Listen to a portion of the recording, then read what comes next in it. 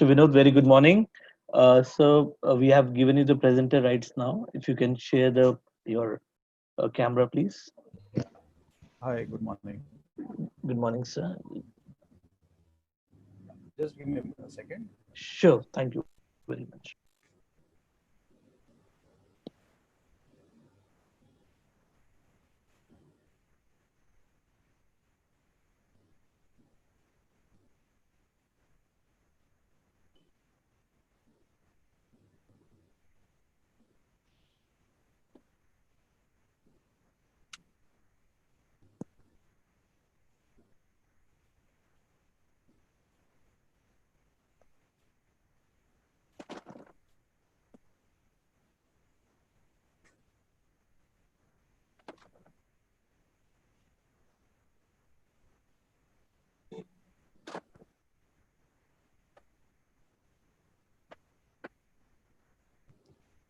Yeah, can I start sharing the screen?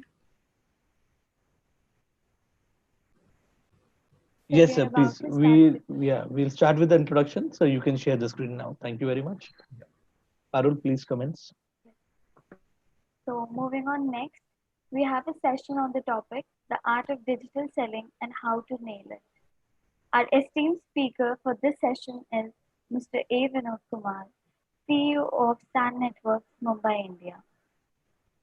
Mr. Vinod has led domestic and international sales, marketing, strategy and customer service assignments in B2B, B2C, B2G segments with profit and loss responsibility.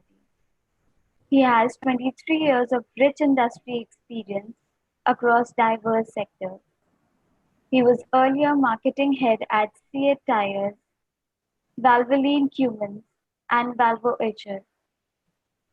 He has a track record of driving and building strong brands and channel networks, resulting in the growth of volume, market share, and profits.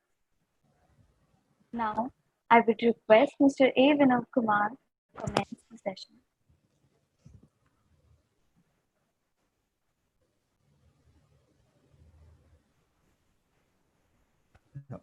Good morning, friends, and thank you, GCM, for this great opportunity to speak to a great audience. We've had a very interesting session by Elton Kua, uh, and I've been called here to speak on the art of digital selling. So my session will largely be a kind of a small guidebook kind of module to help you understand some of the intricacies of what you need to do to build a great digital marketing and selling strategy, and some of the tools, some of the planning tools, and how to identify your clients and what they need to be spoken about and how they need to be spoken about. So that's what my session will focus on. A little bit about myself. Of course, the co-host has introduced me quite in detail.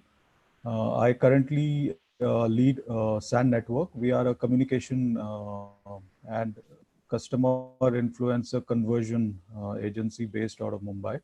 And formerly in my corporate career, I used to head marketing at Seat Tires, Valvoline Cummins, Volvo Eicher, and I've also headed the cables business of RPG Enterprises.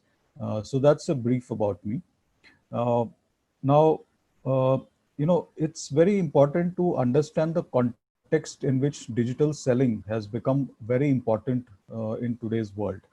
So if we look at the history of selling, it all started, if you see on the left, the figure number one, it started through the barter system where you used to exchange goods for other goods. There was no money in those days. Then about 6,000 years back, people started using metal as money.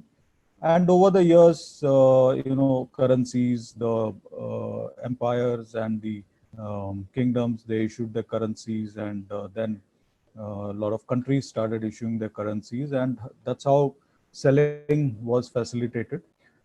In the 1800s, 1700s, and 1800s, the Industrial Revolution came, which increased the number of goods that a person could buy or sell, and thus selling became a little more evolved process.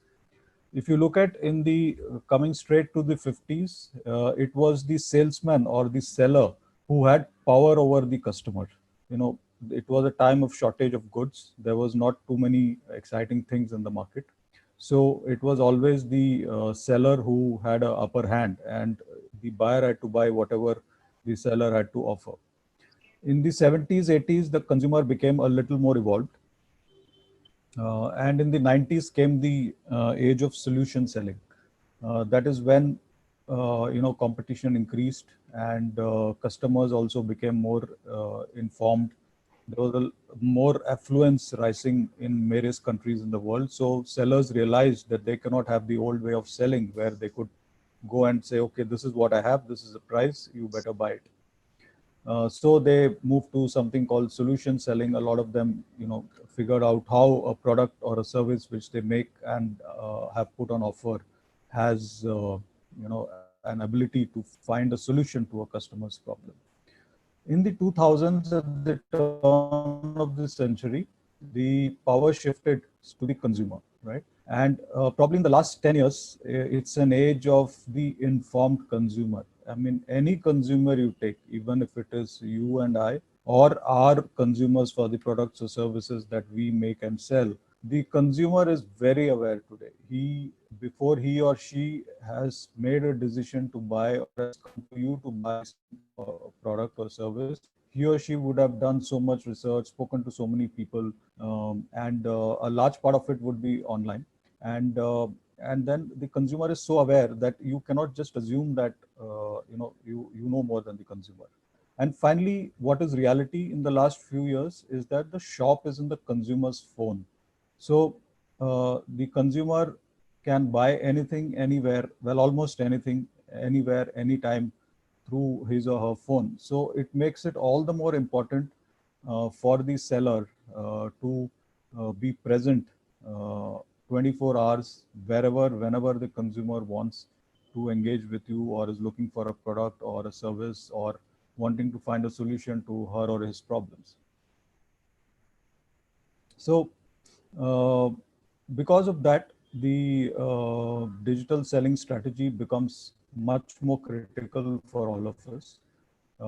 There's a huge number of consumers now making purchase online, especially if you look at India, and especially in the last few months, because of the current situation. There are so many of purchases now people have started doing online. People who never used to do any online purchases, we can see in our immediate families itself, maybe our grandparents, our grand uncles, aunts who never used to buy anything online. Today they have started doing it themselves. And also products which we never used to buy online, now we are buying online.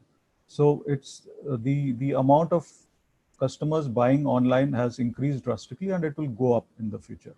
So it is very important to have a digital strategy which enables you to sell your product effectively. And the other important thing to notice is that the process of purchase starts long before the actual purchase. So it's not that somebody goes to a shop and decides there what to buy, or somebody arrives at Amazon straight away and decides what to buy. The person, before he or she has decided to buy something, would have done a lot of research, would have done a lot of reading, a lot of search, a lot of talking to people, and before coming to a decision of what to buy, or building a consideration set of 2-3 brands to buy. Third, smartphones are always in the consumer's hand. So today the penetration of smartphones in urban areas in India is over 80 to 90% probably. In rural areas also, you'll be surprised, it is upwards of 50%, the penetration of smartphones. So and it's growing drastically. There's a big market for second-hand smartphones which go into these rural areas. So a lot of people, even in rural areas and in low-income areas of urban India, are moving towards or have moved towards smartphones, which will further enable online purchase and online search and online, going through the entire selling process. And even if the final purchase by the end customer is offline, if he or she would finally go to a shop and buy, but the majority of the purchase journey is online. Okay, so right from wanting to know what product is available, what are the features, benefits, what are the comparatives, and so on, the journey is online. So it is extremely critical for any business, whether it's a product, whether it's a service, whether it's a not-for-profit, whether it is corporate, whether it is a government organization. It is very important now to get into the online bandwagon to um, promote your sales. So I would structure my next 30 minutes of presentation into three essentials of successful digital selling, right? And the first one is that we need to optimize our online sales funnel. So basically, when we talk of a sales funnel, it is right from creating your pool of prospective customers to the end wherein you have a customer who's purchasing from you, and then there's a repeat purchase, there's a recommendation, and so on. So your digital strategy has to address each part of the funnel. I will share that in detail. And then in each part of the funnel, the content that you communicate with the prospect customer has to be specific to that particular uh, stage. So for example, if you go into if you want to buy a car, suppose, okay, what do we do these days? We go into websites like carwale.com or cardeco.com. And then if you actually look at the way they've structured, it's very beautifully done. So somebody who wants to know what kind of vehicles are available, so you go, you want to buy an SUV, or you want to buy a 6-seater, you want to buy a sedan or a hatchback, you just go there, you know what are the vehicles available. Then you want to compare a few cars which you like, then the features and benefits comparisons are there. Then you get into, okay, you've identified out of 20 offerings in hatchbacks, you've narrowed down to 4. And then in those 4, you want to do further you narrow down to 2 basis variants, or, the automatic transmission or manual transmission, or the variants BX, ZX, and so on. And then finally, when you are decided to buy, you also have the dealer listing. You also have the finance available. You have the interest rates which they are on offer, and so on. So that's that. So for every part of the purchase journey, there is a content which is there, right? And then finally, very important, which most of us, what I have seen in my experience, many people don't give very big importance, is the data and analytics. Oftentimes, we're very happy when our friends and relatives and our employees and some customers say, "Oh, I saw your post on Facebook. I saw your company's thing on Instagram. It was great," and we all feel good about it, and then we just leave it at that. But that's not the way it works. There are certain scientific data and analytics which are there, which we need to, which have to be made a regular part of our sales reviews to optimize our digital selling performance. So first, as I said earlier, in the funnel, the journey of the consumer, it starts from the introduction to your brand and all the way through the point of purchase. So right from the time that you tell the consumer who you are, what you do, how you are different from your competitors, and why you should buy the product, to explaining all the features and benefits, to facilitating the purchase, either through e-selling or through listing your dealers or retailers or selling points, physical selling points, and facilitating the purchase through say a finance or a EMI offer. So all this is the entire funnel which you need to be very conscious of when you're designing your online strategy. So as I said, it involves multiple steps. It involves engaging the prospects, people who may be just fishing around, or people who may have, okay, I need to buy a car. So then, how do you engage them? Okay.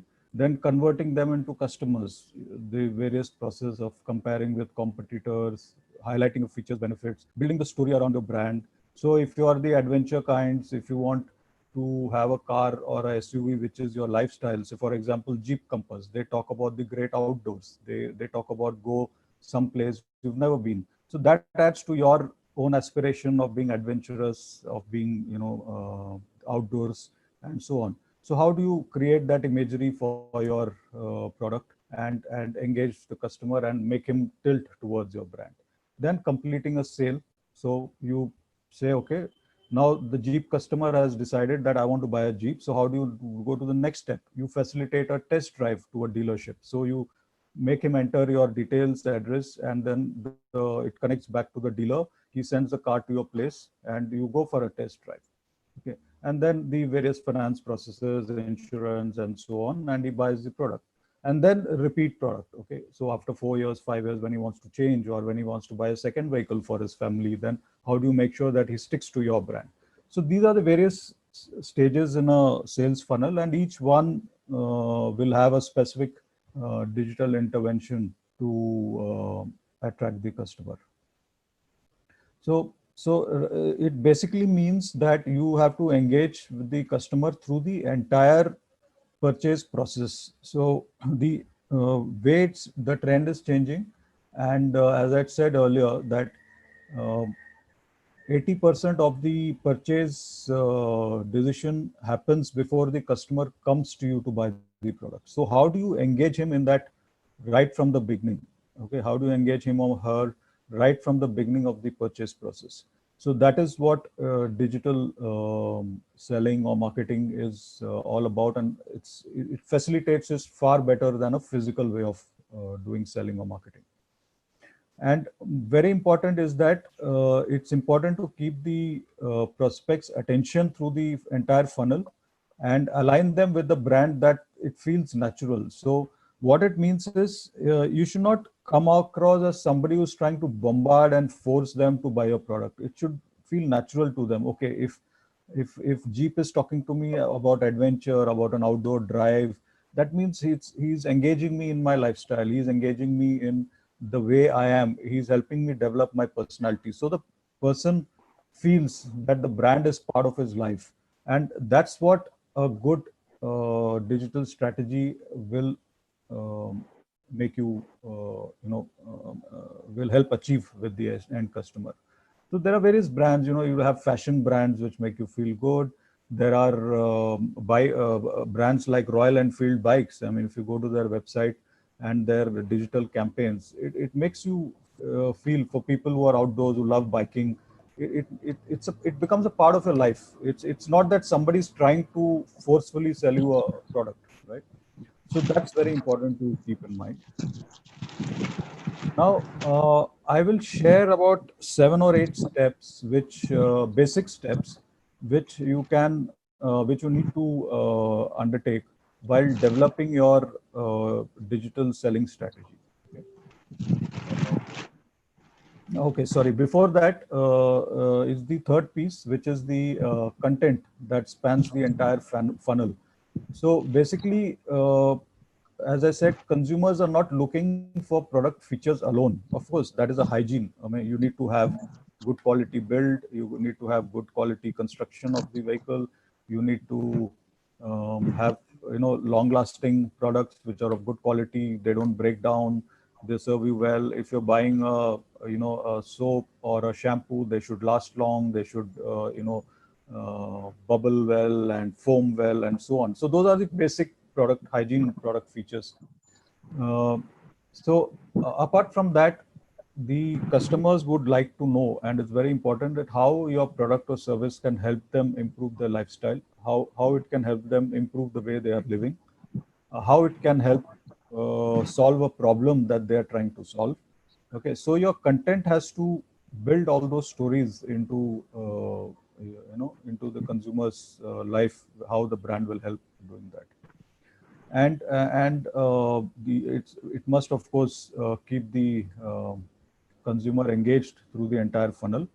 A lot of brands, educational content positions your brand as a thought leader. So for example, if you look at the recent one, Lifebuoy has been talking a lot about how to take care of your health, how to protect yourself against the virus, so that builds a stature for the brand. Okay, Savlon has been trying to do the same thing.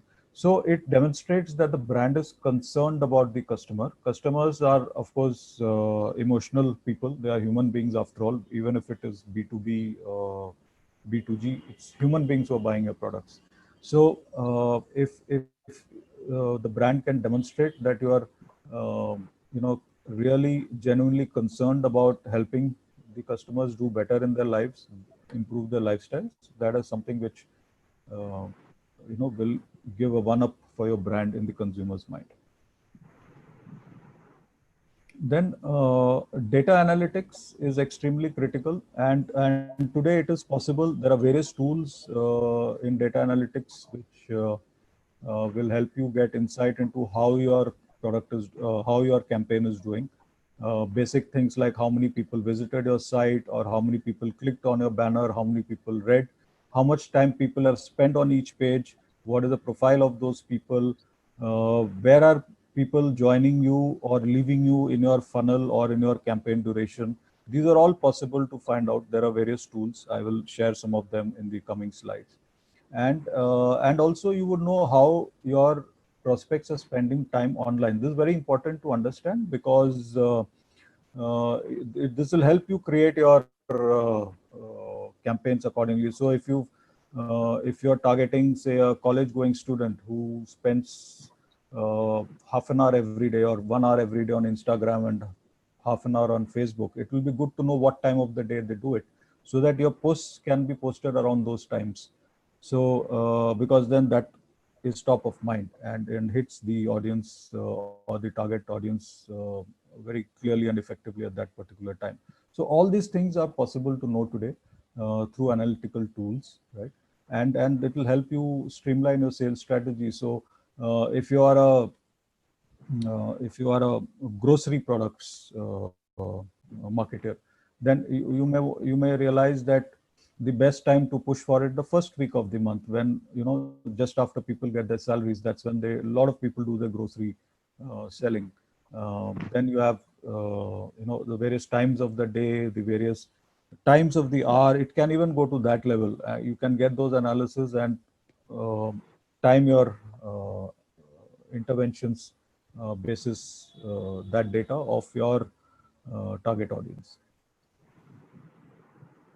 So as I said earlier, there are 7 or 8 steps which I will share, which can help, basic steps which can help you develop a very effective digital selling strategy.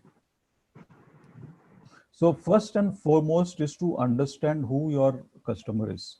Okay, you may have various types of customers. It's not possible that a business will have only one genetically coded customer. You'll have multiple types of customers, but then there'll be one set of customers who will form your core. Now you need to decide who that is, because that will drive the basic communication and the content and the channel that you pick up in the social medias and the digital medium. So the buyer persona is nothing. It's just creating a personality about your buyer.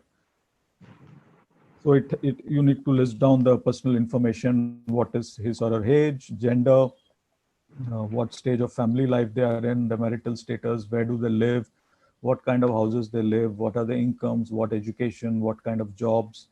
And if it's more of B2B or something related to the professional life, then a little more detail on professional information, like what kind of companies, what industries, what size of companies they work in, what does their typical day look like, what is the style of management, how do they measure success, and so on. Then the values and fears of your target audience, because this also helps you customize your content. What are their goals and challenges in life? What are their fears? What are their immediate challenges, career goals, personal goals? What are their priorities? What are the hurdles they face in achieving those goals?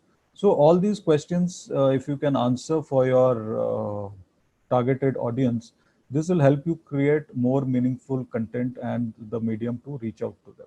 Okay. Then very important is to understand where do they live, how do they get their information, how do they make their buying purchase decisions. So for example, if you're trying to sell baby food, okay, so where does a young mother get her information on what is a good baby food? Is it just only advertising? Is it she asks her mom? Is it she asks her relatives or friends who have small kids or who had small kids in the past? Does she ask doctors? Does she ask anybody else she knows? So all this is, what kind of media she looks at for all this. Does she look at blogs? Does she look at communities, young mothers communities? Is that more important for her? Or does she look at pediatrician communities? So all that is important to identify and pinpoint to help you target where exactly to place your content and what content to place. Okay. And also then some things about the consumers, what are the negative things they feel about, what is too expensive, what do you think is, what do they think is too difficult to do, and so on. So all this basically talks about identifying your core consumer, putting down on paper what he or she is all about. So this is the first stage which we must really spend a lot of time, because this, if this is not clear and this is not correctly done, then a lot of the good things which you feel are good may actually not be relevant for this set of audience. Then it's very important to identify your goals in doing a digital campaign, whether it is to generate leads, whether it is to create awareness, whether it is to ensure an end sale, that somebody actually purchases from your site or goes to some other e-commerce site and buys. You can also have goals on leading indicators like reach. Okay, so I've launched a new product or a new service. I want 200,000 people to know about it. So there could be a reach metric. You could also want to have a metric where I want people to read what I have written about my product, and and and on that page, how much time has each visitor spent? That could be a metric. Okay. Then there are various times when you may ask for a response. Okay, um, so that could be another metric. But you should have a goal for whatever you do on digital. As for that matter, even in physical marketing, you should have a goal for every activity, right?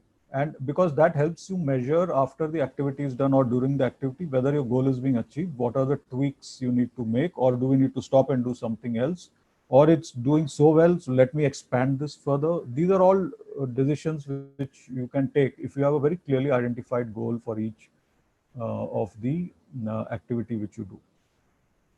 And you should be able to measure. Ultimately, we all would like to know whether what we are doing is resulting in the success of our overall business, whether it is sales, increase in profitability, growth in market share, expanding to new markets, or expanding to new segments, expanding to new clusters of customers, and so on.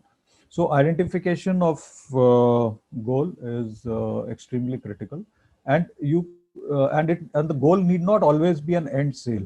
Okay, it could be, as I said, it could be as basic as awareness to the ultimate aim of somebody, X number of customers actually buying a product or service through um, my website or through an e-commerce site or physically in the shop.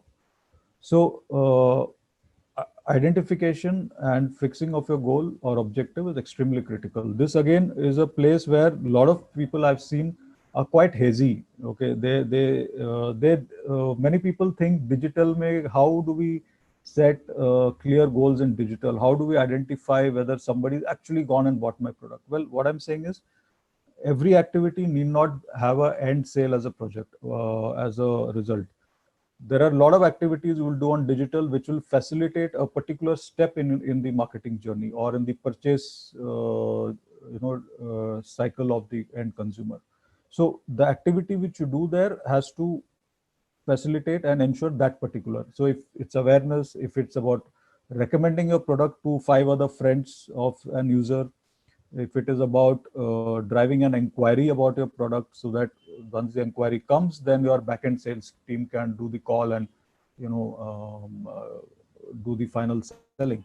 So each part of the sales process or the marketing process needs to be identified, and you can have a goal for that. So every time, so if many times as marketers we come across comments from our seniors or from our, say, a lot of times the finance CFOs, saying that, so many people do digital ads, but how do we measure whether it is working or not? So what I'm saying is every activity which you do can be measured. You just need to sit down, put your mind and have a goal for it and work towards it.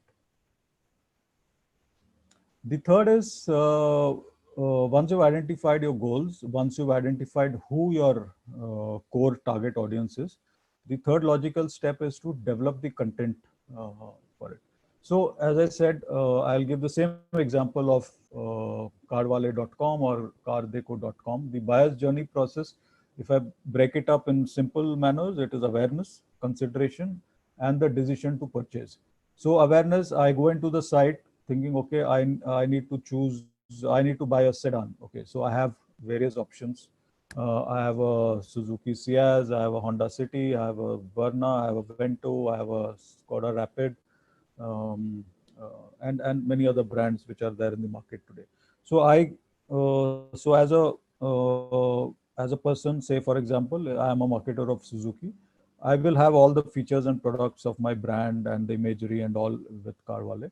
So I put all that, and the customer who comes in, the prospect, reads about my.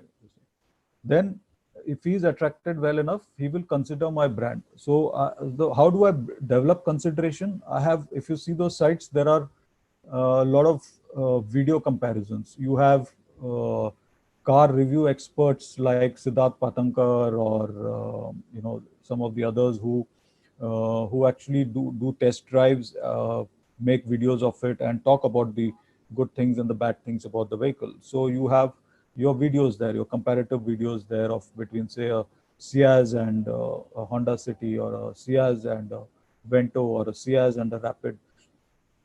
So you develop consideration in that. You explain all the features, the benefits, and then there is a feature of comparison of product. Okay, feature to feature, wheel size, whether it's alloy or steel, type of transmission, number of gears, mileage, upholstery, whether it's leather or fabric. So every feature to feature, you can have a comparison, and then the prospect can decide out of the 4-5 options, these are the two I want to now finalize and shortlist.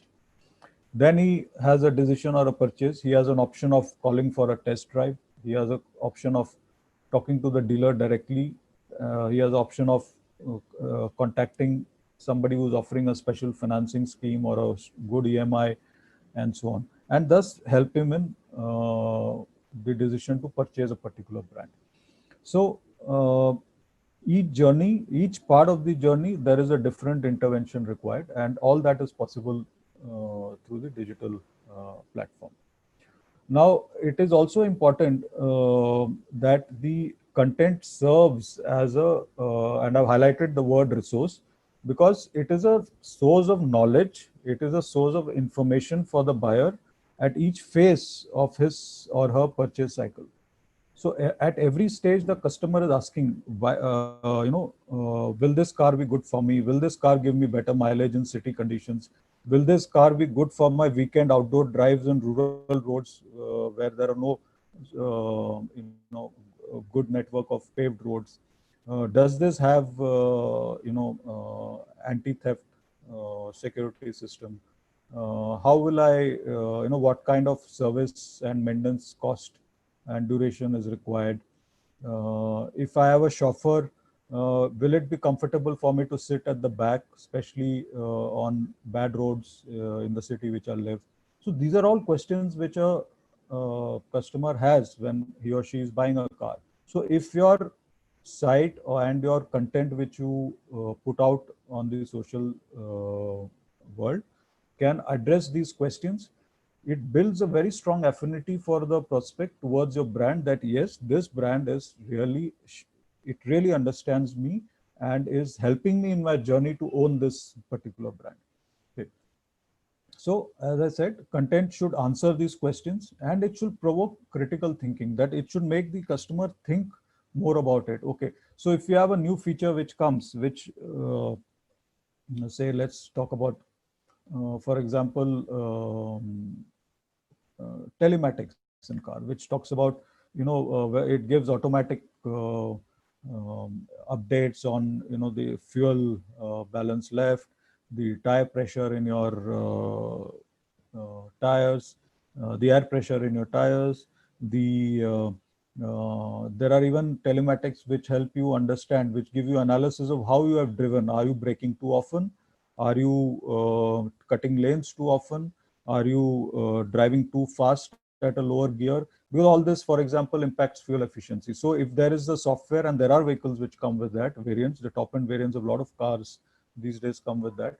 So you put that forth in your communication and provoke the customer to think of upgrading to a higher version. Okay. So, and as you know, in all automobiles, as the variants go up, the margins of the manufacturers also go up. So how do you upgrade a customer to a higher model? So your content can help you do all this.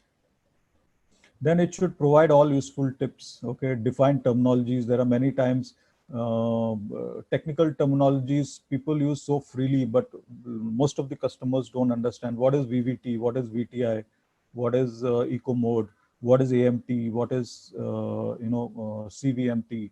So these are all terminologies which a lot of customers don't understand. So if you can simplify those terminologies for your customers, all the more you build your image as a very friendly brand, and as an image that, okay, this is a car which will be easy for me to own and drive. Okay, so that's another opportunity to that. And all this content should be good in the sense that it should help the consumer feel, as I said earlier, that it will help me own the car, own the vehicle better. It will help me in my ownership journey to make it very easy. So, and the same could apply to any product, any functioning product, whether it's an air conditioner, or even whether it is buying a house in a branded locality or a project. Okay, how it is, everything is there, right from security to utilities and so on. So as I said, good content, it answers the why of it. Why should you buy this? The how to, the answer the various questions of how to do this, how to do that, and so on. So content, there's a lot of thinking which requires to go into content. It's not just that you have some, superficial words and paragraphs in flowery language.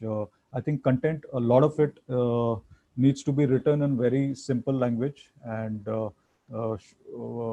pictures and now videos are becoming more and more important in terms of improving the impact of content. Um, then next comes to your, now we are done with content. So now we come to the channels which you can use to, propagate your content. So when I say channels, these are the various digital medium. Okay. So there are three, we can classify the available channels into three parts. So one is earned, which is the red circle here. So earned is basically something which comes to you as a result of doing something good, of giving a good experience to a customer, giving a good experience to a reviewer or a influencer. So if Siddharth Patankar, who's a automobile critic, if he writes well about your car in his articles or in his blogs or in his videos, so that's something you have earned from him. Okay, you've not paid for it, and it's also not on your social channel. It's something which you have got. If suppose somebody writes a good article about you in his or her social media, in Facebook, or a review that I used this product and I found it extremely good, value for money, long lasting, and so on. These are things which you earn by virtue of your product or service being good. Okay? A third person writes it for you or recommends it for you. Paid is basically you pay to get this thing. It could be display ads, it could be paid influencers. There are people, reputed people who will write good for you if for a fee.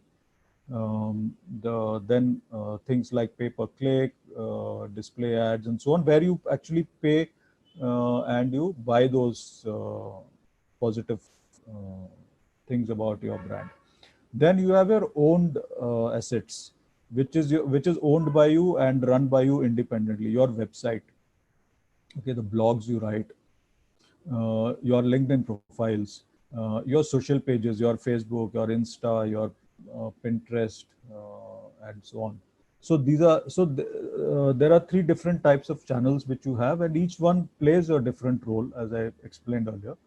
And an optimal channel mix actually leverages all of them. So if you have only owned ones and you focus only on owned, the yellow one, and you don't focus much on the earned one, then uh, your credibility may not be so great, because if somebody who's a reputed person in his field, or if a few customers write positive about you, then you as a prospect also feel, Arey, he bought this product, or he's a reputed guy in this field, he's written positive about this brand, so it must be good. The credibility that comes from earned channels is very high. Similarly, in paid is required because it helps you reach to a much wider audience. So each one has its role, and it's very important to have a good mix of these three, depending on your business, depending on what stage of evolution of what stage of product life cycle your brand is in. So you need to take a judgment based on that. Then comes your media campaign. So every message that you send out is content, whether it is something which you write on your website, or your product features, benefit description, your blogs, social media posts, everything that your brand sends out to the digital world is a content. So you need to be very careful about what you put out.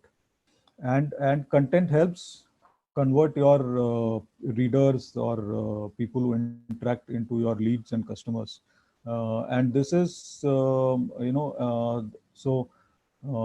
when this content is appropriately written and synthesized, it helps you in your search engine optimization endeavors.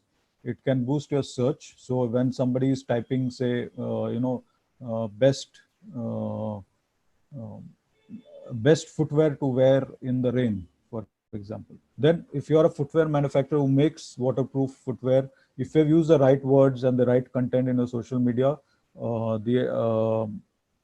will appear high up on the search page when the customer types it. So when you plan your media campaign and the content, so this is, for example, if you already have something on, then you need to make a list of your existing owned, paid and earned content.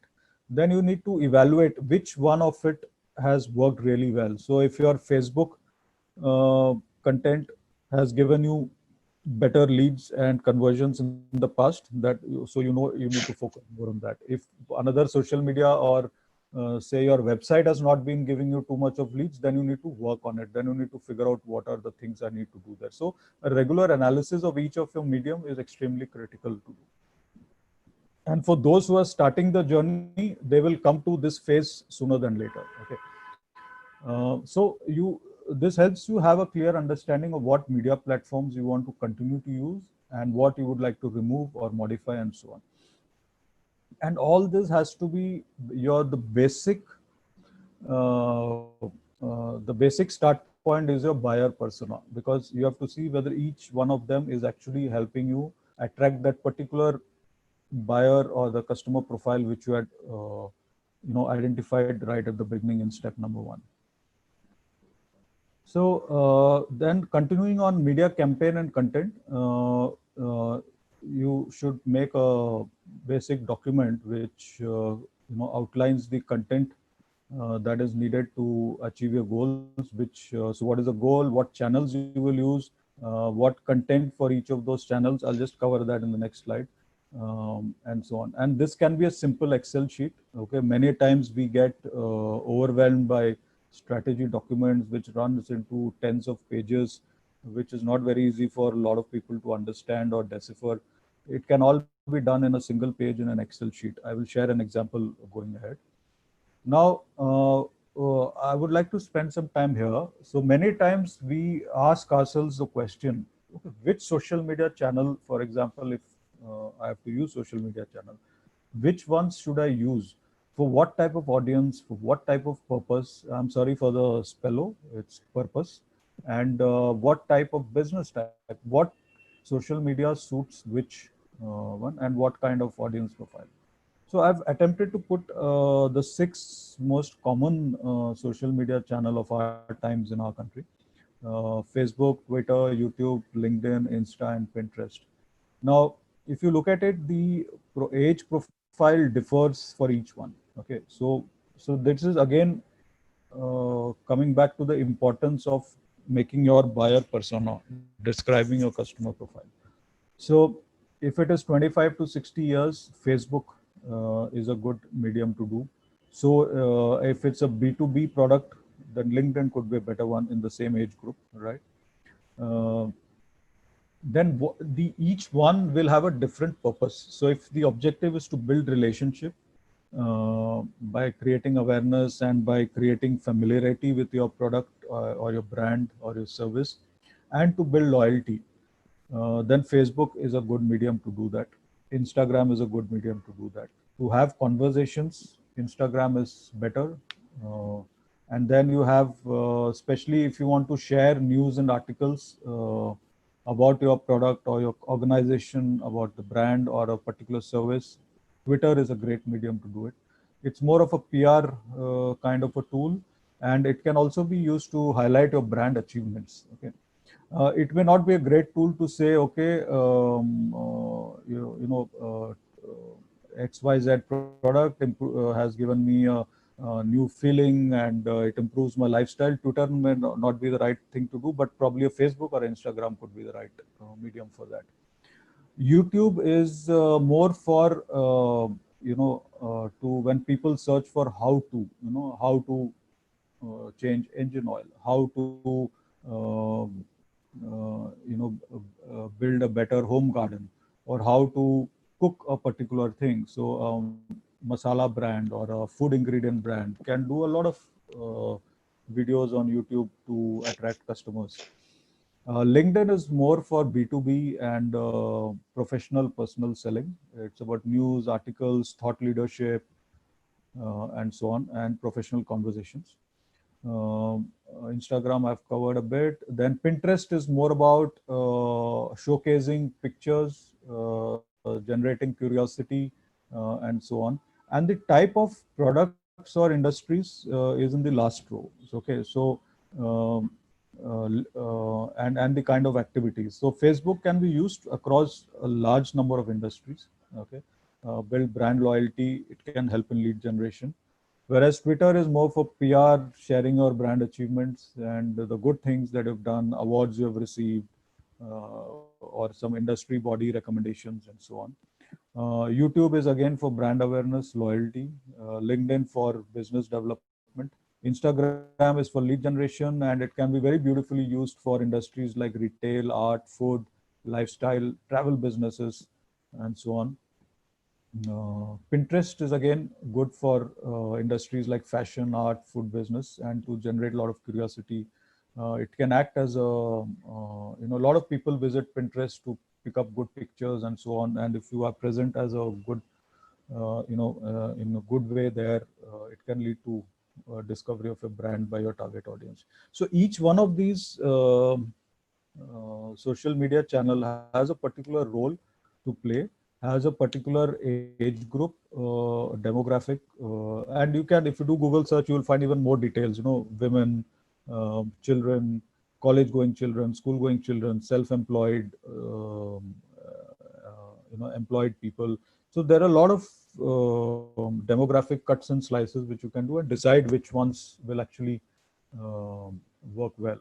Now, very often, a lot of time I've seen people fall into the trap that Facebook and Instagram are something which is very commonly used by our friends, relatives, customers, dealers, and so on. And we all feel happy to put a lot of focus on Facebook and Instagram and ignore the other channels.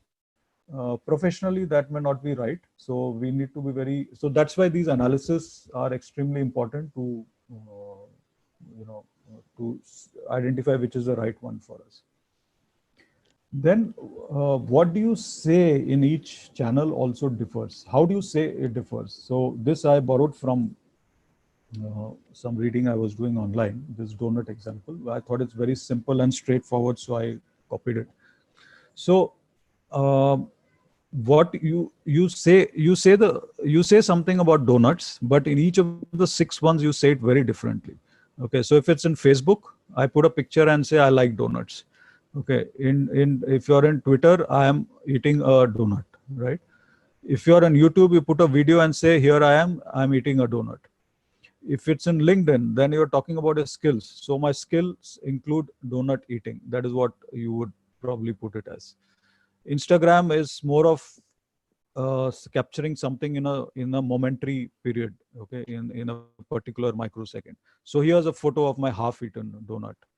And Pinterest is all about helping somebody find a picture or a recipe or something about a particular brand of product. So here's a donut recipe. So each one of these social channels, the way you communicate a similar thing is also very different. This is also very important to keep in mind. The sixth important thing, which is really coming up very well and is a very powerful tool now in digital selling, is gamification.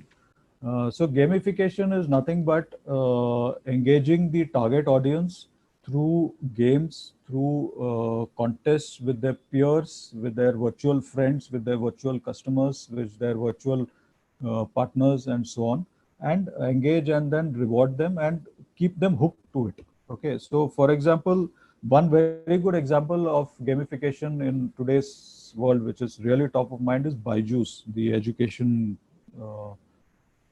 site, where they actually engage students with quizzes. Then kids can take quizzes, they can get points, and then there are and they can get rewarded, and then they can challenge their friends online on taking quizzes. And okay, I got 10 out of 10, you take this quiz, see how much you get.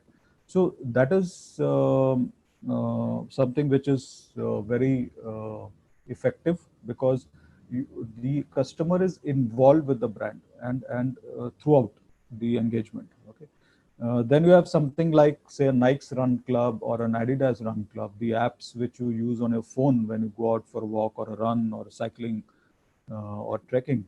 And there also you can challenge people, you can put your performance for the day, you can have a leaderboard, you can get challenged by others, and so on.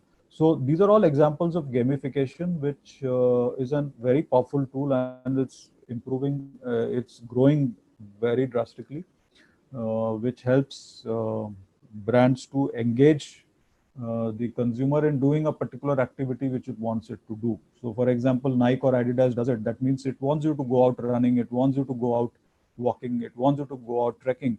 And when you do that, you need shoes. So you invariably would end up buying a Nike or Adidas shoe. So it's all linked back to what you want the consumer to do with your brand.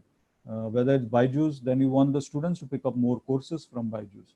So they study more and they do well in their school and in the quizzes. So gamification is a great thing. I think all businesses, we can look at exploring gamification, and it's something which I feel will be a really big thing in the coming days. Then once you've done all that, as I said earlier, in the data analytics and results part, point number 3, the measures are very important. Okay, there are various measures you can have. You can have conversion rates, you can have response rates, you can have website performance rate, including how much traffic came in, from where, what kind of traffic, what demographics of the people who read my site, uh, customer acquisition percentages, cost per lead, cost per click, quality of leads, then registrations and signups, if that's what your site wanted to do or your campaign wanted to do. Then social media sharing, likes, shares, comments, tagging, retweets. So these are all measures which your campaign can have. You need to figure out which is right for your campaign basis on what stage they are in, what do you want the customer to do in that particular campaign, and so on. And these are some of the samples of measures. There could be more. Okay.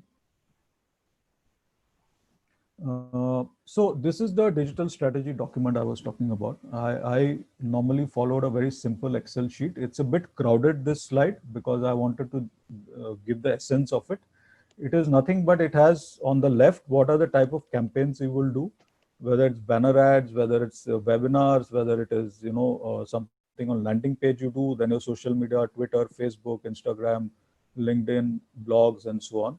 Then what are the project goals? What do you want each of the activity to do, whether it's to create awareness, whether you want to achieve in Twitter 5,000 retweets in 3 hours, whether it's in Facebook, I want to garner 1,000 likes, or I want to do 2,000 shares. So that those would be your goals. And then on the right, your month-wise activation plan. I will do these in these months.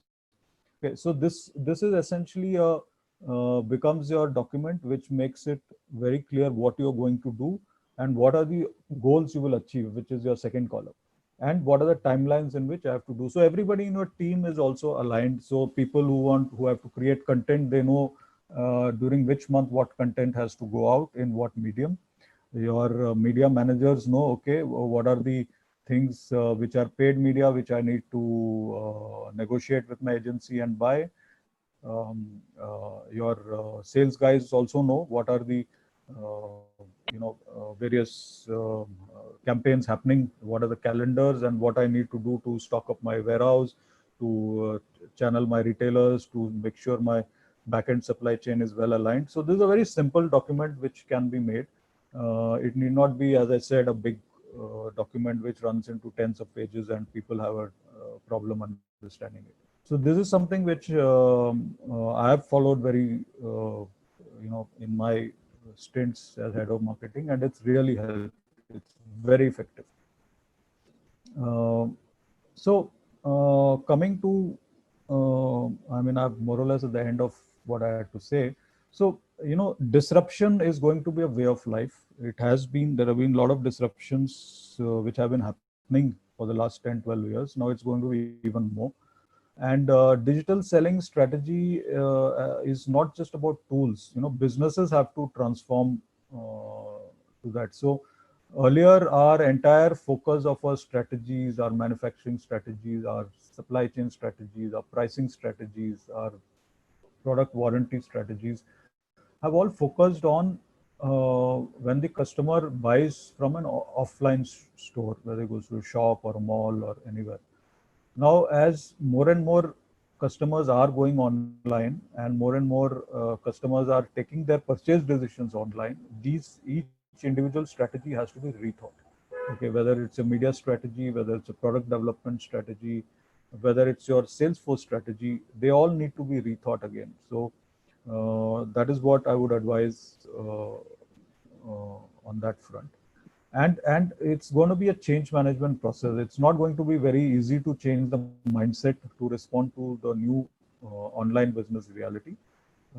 It's a change management process. So the organization leaders, the HR teams have a big role to play in changing people's mindset and preparing them for the new era of digital selling.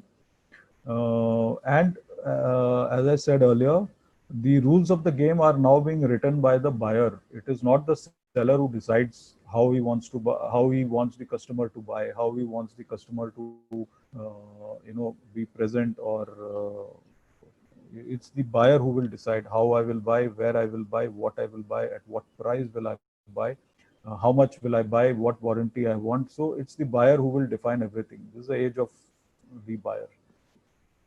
And the speed of selling environment will grow, will increase drastically as digital becomes the more prevalent way of doing business.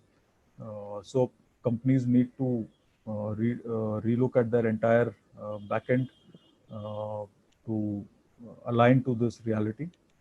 And as I said earlier, everyone in the organization needs to embrace a level of discomfort. Whenever change happens, there is a level of discomfort. So we should all be prepared for it.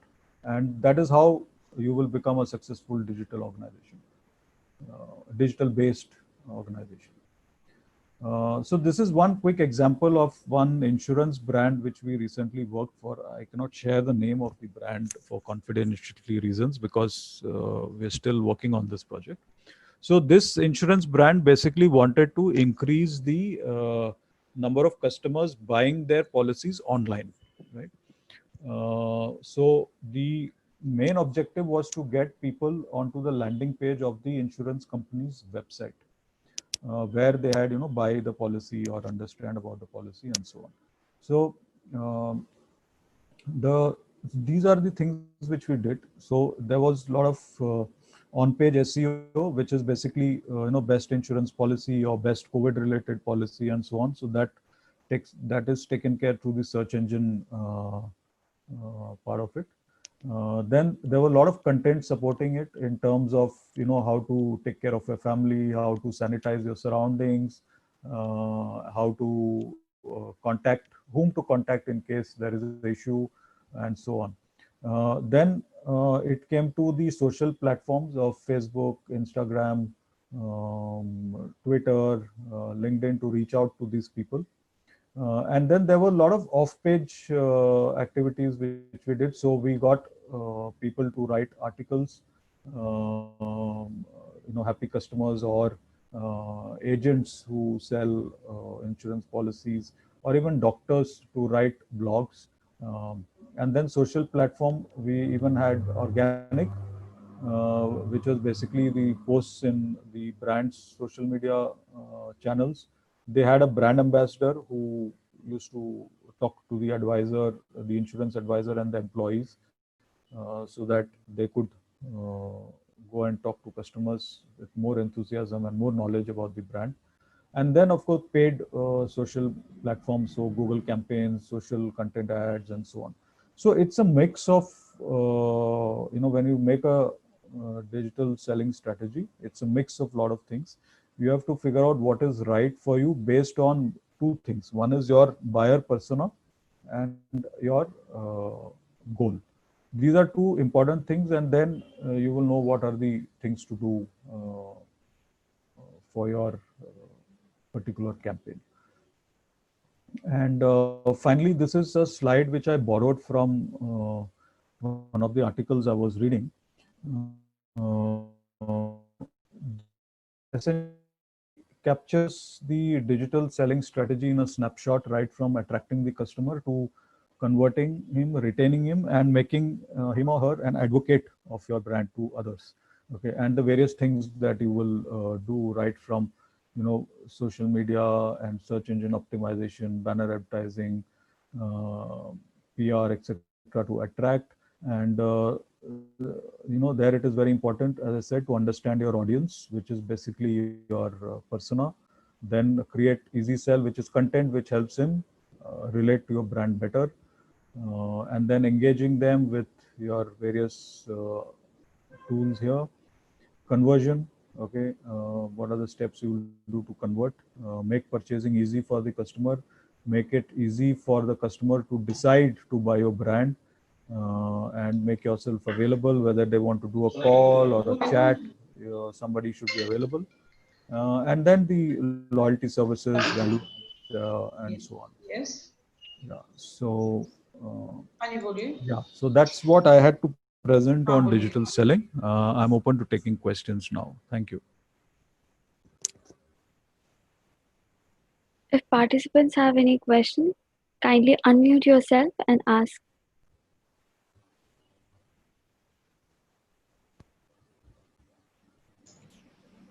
Hello. Hello, yes, yeah. Yeah, Mr. Vinod. Very good afternoon. I'm Shreyas speaking from Grover and Wheel. Yeah, good afternoon, yes. I'm from the engineering division, so we basically cater to the manufacturing equipment market. Right, okay. As you said, getting on the digital bandwagon, we have also upped our game, and we are We have, overhauled our website. We have some new content on it. We are also doing some PPC campaigns and SEOs, Right. get some traffic on our website, and we have some webinars also in place, to Great. get people aware of the brand on a Yes. digital platform. Right. Uh, I would like to understand from you few tips probably which could help and increase the lead generation.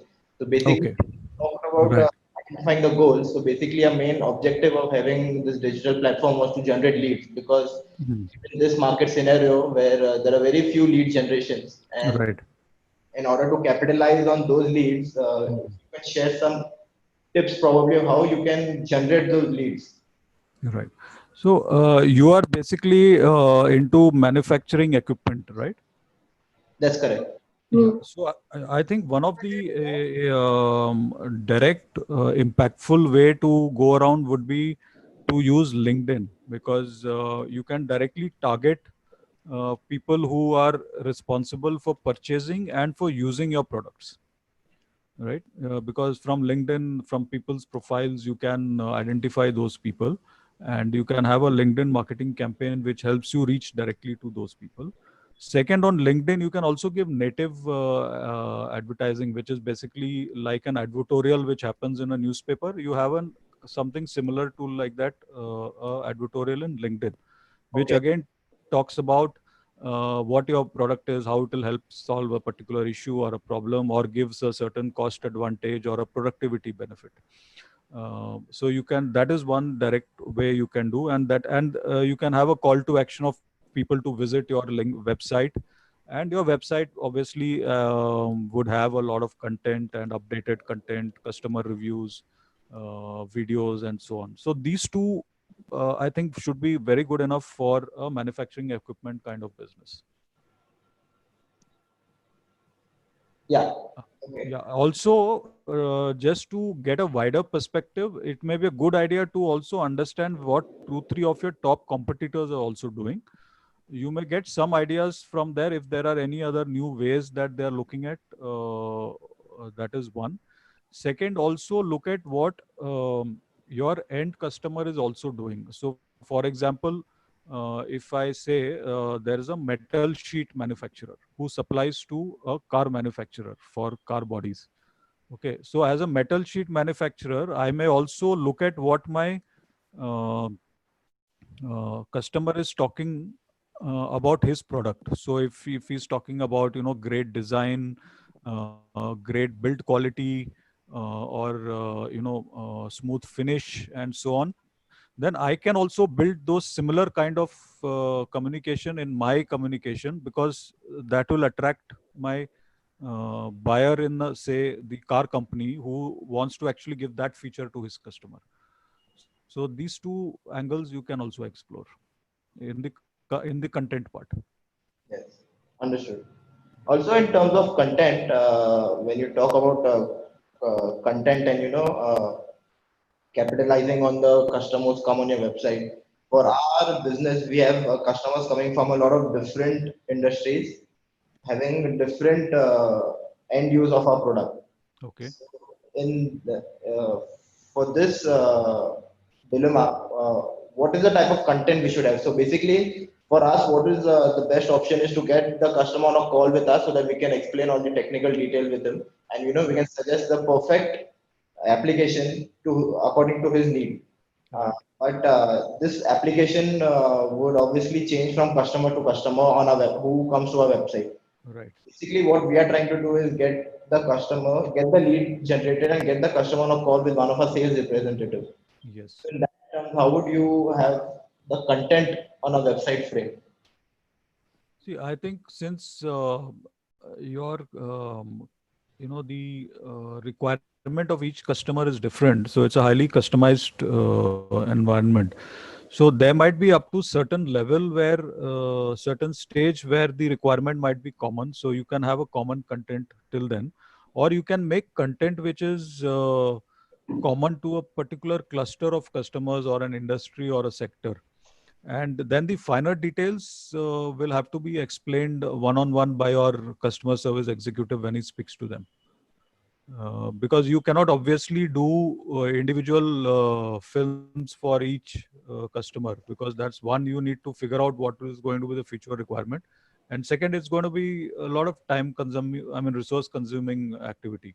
So you may want to look at what could be the common. So I'll give you one example.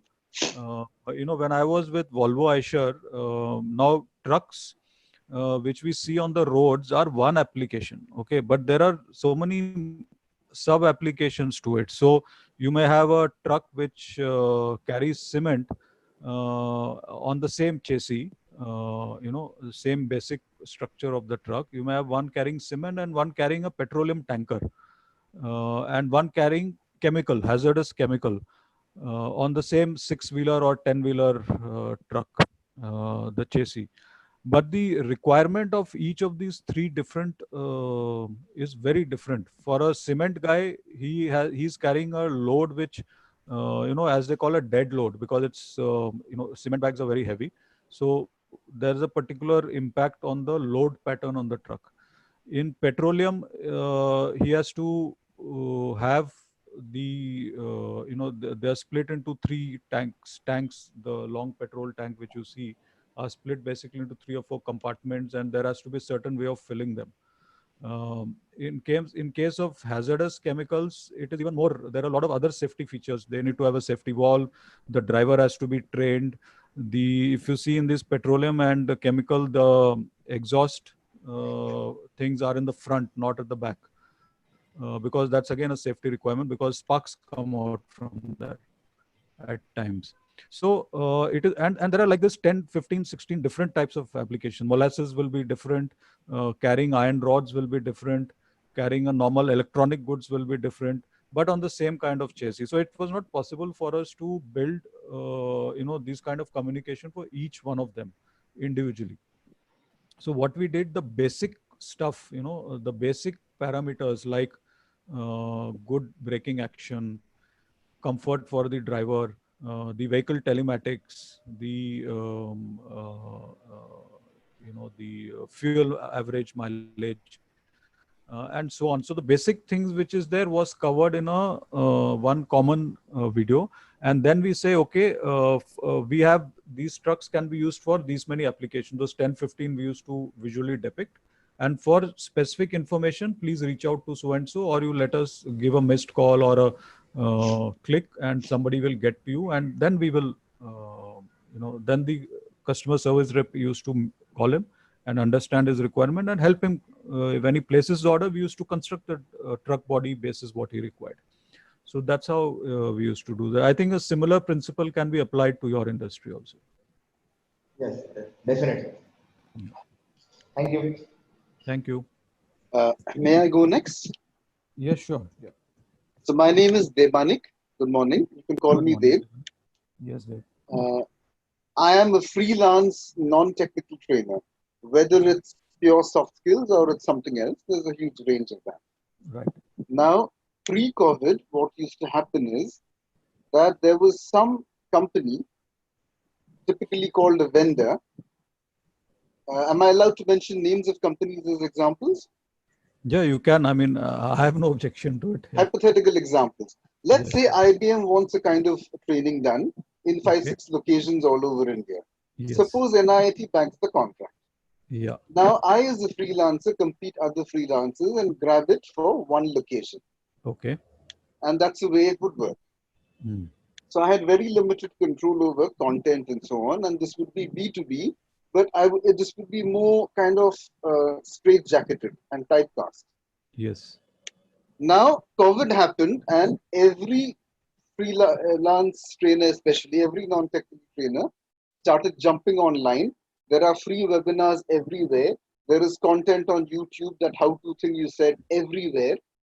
And it's very difficult to get noticed there. Yes. Okay. In the meantime, the other thing that's happening is people are getting certifications and skilling themselves for a typically, but not necessarily, more B2C individual type of service, whether it's becoming a coach or a counselor or something.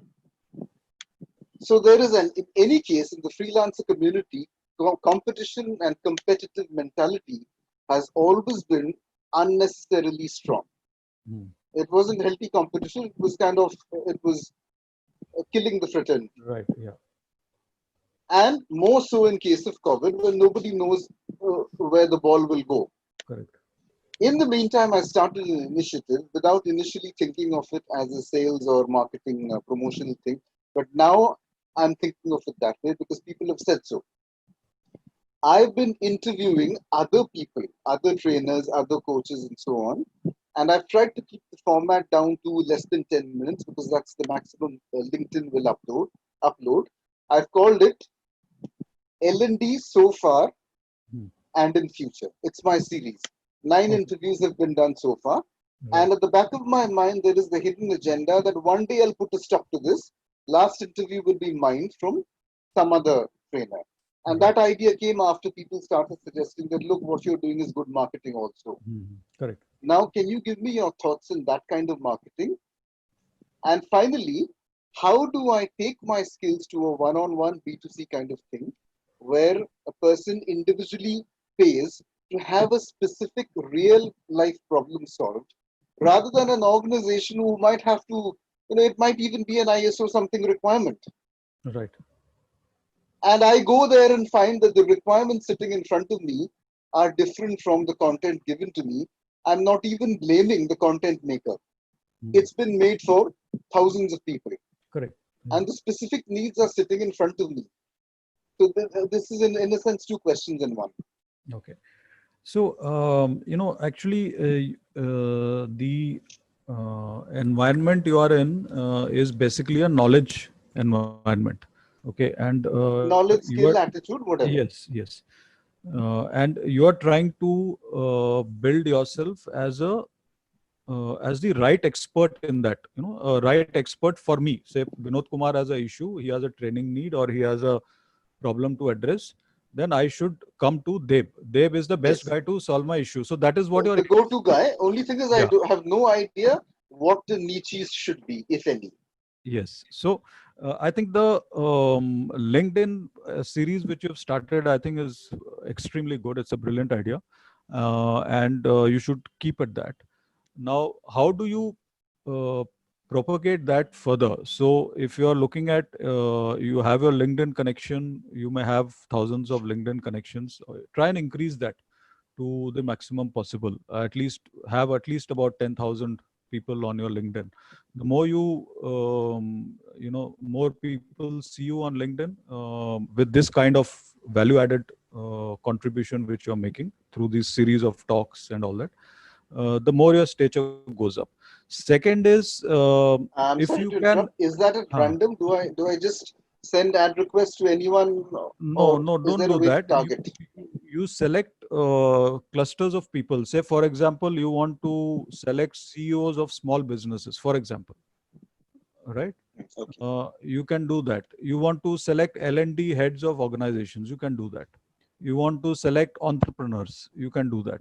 So you figure out which are the cluster of people from whom maximum of your clients should come from, and then you target those. Don't do it randomly, because then that shows desperation, right? Okay. Second is, if you can create your own blog and keep writing articles regularly on various topics which you feel you are good at, and put those link in your LinkedIn, and invite your people to your contacts to read it. So that shows, that will add a lot of dimension to your personality as a professional trainer or a coach or counselor, the way you want to position yourself. Third, if you can write a book. Okay, writing a book creates a lot of positivity in people's mind. अरे इसने तो book publish किया हुआ है. That still creates a lot of respect for the person professionally. Let's stay on that a second. A lovely idea. The Yeah. problem is, what kind of book and how do I get it published without resources at the moment? See, what kind of book? I would say, look at your subject which you want to specialize in. I mean, say for example, if you're a trainer, do you want to do soft skill, focus on soft skills? Do you want to focus on specific domain skills? or a generalist, you figure out what is it, or you can have a mix of all that. You will need to think through that, what you want to do. Like, for example, currently I am writing a book on my experiences as a head of marketing in 3 different companies I worked with, and there are a lot of funny experiences. There are a lot of out of the world experiences which you normally don't experience otherwise. So I'm writing one on that. That's the theme. It's a small book, maybe about 20-25 chapters, and How to publish resources. that? Yeah. And the resources is basically, I think the first book normally comes out with there may be some investment from your side required. What I understand is that I think about within 25K you can do it with printing a few, say 200-300 copies, and then once you start selling those, then they can fund themselves. Okay, so I think the first one, there might be some investment required from your side. So is an ebook of any use till I save up that 25K? Yeah, you can do the ebook also. Yes. In fact, I think somebody was telling me that Amazon has a program where you can publish an ebook through them, and once it reaches a certain level of subscription, then they themselves help you print it and sell the printed version. I heard somebody saying this. You may want to explore that. Okay, I'll find out. Thank you. And this B2C thing, for example, I myself have taken a certification on counseling. Okay. Now, every soft skills trainer, whether officially or unofficially, has some knowledge of NLP. Yes. And that also is usable. That combined with this counseling thing is a very good thing. So everybody, for example, has anxiety in this COVID period. Right. So I might want to do an online thing. So how do I kind of promote that? Because as I said, these are two questions in one, B2C and B2B. Yeah, I think in B2C, in terms of counseling, because again, you need to identify which type of audience you want to look at. So if you're saying now everybody is anxious in COVID, whether it's a professional for his work or at home, housewife or parent for their kids, to the parents, or even children for their studies, when will the exams happen? When will the entrance exam happen? When will I meet my friends again? And so on. So if you can identify which set of people you want to do it, then it becomes easier to target. So for example, you want to target high school children, jinka next year 10th or 12th hone wala hai, ya they're going to appear for an entrance exam soon. So then what are the mediums to do that? You would find them mostly on Facebook and Instagram. Okay, children who are in the 14 to 16 age group. These are the two basic social media channels where you find them. So you can use that to do it, and then you put up a post, you request your friends, I'm doing this program for children in the age of 14 to 16. Please share it with your friends who may have kids in the same age group. So you may initially do 1 or 2 free such sessions, and then you can have some nominal charges and keep going up. So that is one way of looking at it. If one segment is housewives or young mothers, for example, who are worried about their kids' health, and kids are not able to go out and play. How will kids develop social skills if they're always homebound? So that is another anxiety which, for example, you want to address. So that is something which you may want to address. Again, through Facebook and LinkedIn would be the right way to, housewives, right? So Facebook and Instagram may be the right way to do it. If you're looking at HR guys who want to address anxiety of their employees, and they want to themselves not do, since you're talking B2C, and they don't want to do it as part of the organization training program, but for their own self-development, then you can look at LinkedIn for that particular thing. So that way. But it's important to identify who you want to tap. So thank you so much for such enriching answers. Since we are really short on time, I think we'll be able to take just one more question by Mr. Gurpreet Bedi. He has asked, how does one decide the amount of time and money to spend on digital marketing, especially if the company is a small distribution company with limited budget? So if you could just briefly answer it for him. Okay. So, every business would have a certain money set aside for marketing or promotional activities. And the digital monies would obviously come from that. Now, what proportion of it to spend depends on one, what are your objectives? So if your objective is just to build awareness, but your product delivery and service delivery is happening through online, offline medium, then you may actually be setting up a smaller sum aside for your awareness digital campaign. If you're looking at moving into an e-commerce kind of model where you want 50%, say for example, again coming to your objective, you want say 50% of your clients to buy your product or service online, then you will have to set aside a larger amount, because you will have to do everything from awareness to consideration to facilitating that purchase process, including the finance, the payment system and all that. In that case, your budget will be much higher. So if I have to give a simple answer, it depends on what your objective is through that digital campaign which you want to do, or the digital intervention you want to do. And then you can decide how much of your marketing budget you can set aside for that. But the larger picture would be, suppose you want to say this 50% you want to do people to come to online sales of your product, then you may want to augment your marketing budget by adding some of the monies you would spend on, say, having a separate office somewhere, or a separate depot somewhere, or two extra salesperson somewhere. And that money also you would be saving, obviously. So that also you can plow into your the digital campaign. So that's how you should approach it, as per me. Thank you so much, sir. There are just two more things that I'd like to read out. So Mr. Hari Prakash added to Mr. Dev's question, and he said that knowledge professionals need to create niches where their expertise will find takers. And he said knowledge industry professionals to focus on training entrepreneurs may increase connects in this space. Also, Dr. Ritesh Sood has said that the session was truly a thought-provoking one and has thanked you. Thank you. So thank you so much, sir. It was truly an enriching session, and for all the questions and answers.